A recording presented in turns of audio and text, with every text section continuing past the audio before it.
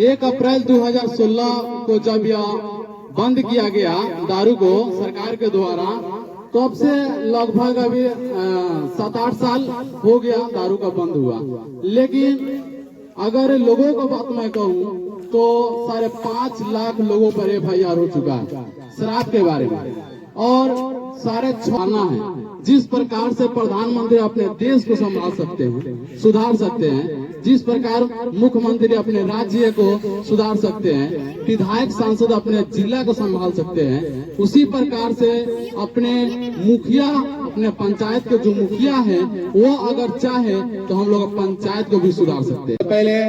मैं यहाँ पे जितने भी लोग आए हैं वो अपना कीमती समय निकालकर इस ठंडी के मौसम में उनको धन्यवाद देना चाहता हूँ। और जो मुखिया जी के तरफ से जो अभियान निकाला गया है बहुत ही अच्छा है,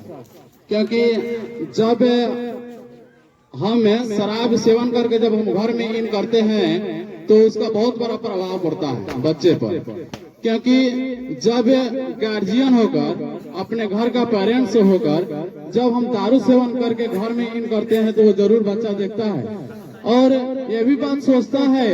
कि जब मेरे पिताजी दारू सेवन कर रहे हैं ना, और आकर घर में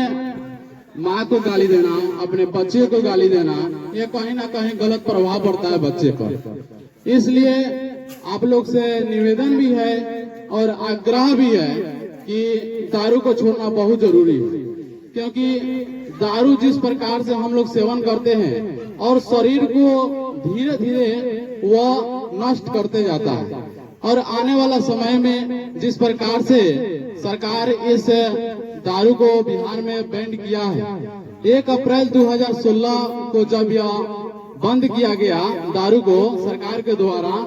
तो अब से लगभग अभी 7-8 साल हो गया दारू का बंद हुआ। लेकिन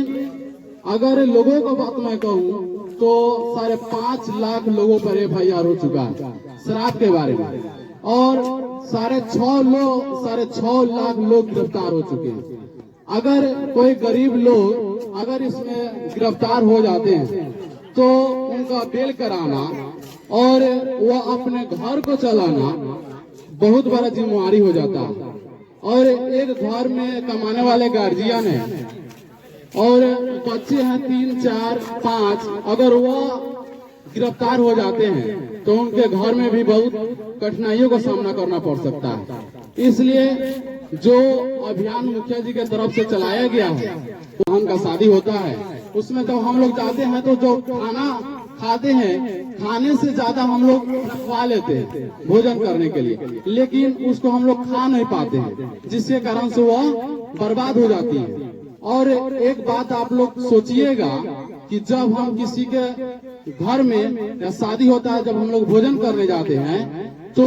वह कितना गरीब होगा। आप लोग जब उस खाना को बर्बाद कीजिएगा,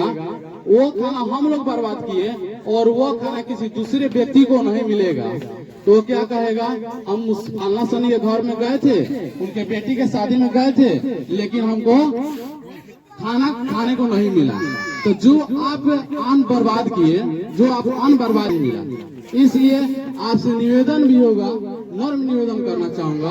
कि अगर आप कहीं भी जाते हैं भोज खाने, तो वहाँ पे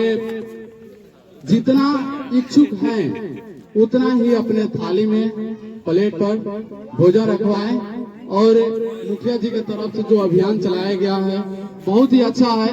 क्योंकि अगर हम लोग को समाज को सुधारना है, जिस प्रकार से प्रधानमंत्री अपने देश को संभाल सकते हैं, सुधार सकते हैं, जिस प्रकार मुख्यमंत्री अपने राज्य को सुधार सकते हैं, विधायक सांसद अपने जिला को संभाल सकते हैं, उसी प्रकार से अपने मुखिया, अपने पंचायत के जो मुखिया हैं, वो अगर चाहे तो हम लोग पंचायत को भी सुधार सकते हैं। जिस प्रकार से अगर हम लोग को समाज को अगर आगे ले जाने का बात है, तो सबसे पहले तो हम लोग को बच्चे को शिक्षित करना होगा, क्योंकि हम लोग को समाज में, जिस प्रकार से हम लोग को समाज में अभी शिक्षित लोग की जरूरत है। जब एक कहावत है, जब हम अपने आप को नहीं पढ़ पाए तो बच्चे को जरूर पढ़ाएंगे, क्योंकि आने वाला समय में हम जब ब्लॉक जाए, बैंक जाए, तो किसी के आगे हाथ ना फैलाएं कि अब फॉर्म जो है आप भर दीजिए ना। तो ऐसा मौका हम किसी को दूसरे को ना दे, बल्कि हम अपने बच्चे को शिक्षित करें और अपने बच्चे को साथ जाएं और वह काम अपने बच्चे को दे, वो जिसके कारण से बहुत अच्छा प्रभाव पड़ेगा और दूसरे को बच्चे पर हम लोग निर्भर नहीं रहेंगे। इसलिए हम लोग जो समाज में बच्चे हैं, गार्जियन हैं, उनसे मैं आग्रह भी करना चाहूंगा कि अपने बच्चे को शिक्षित करने का प्रयास करें, क्योंकि सरकार की तरफ से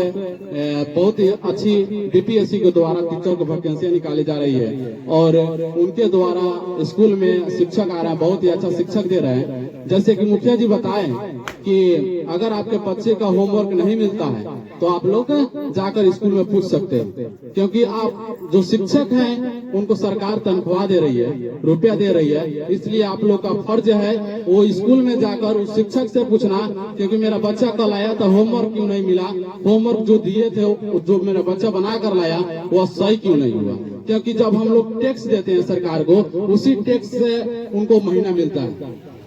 और मैं इतना ही बात कहकर अपनी बात को रखा।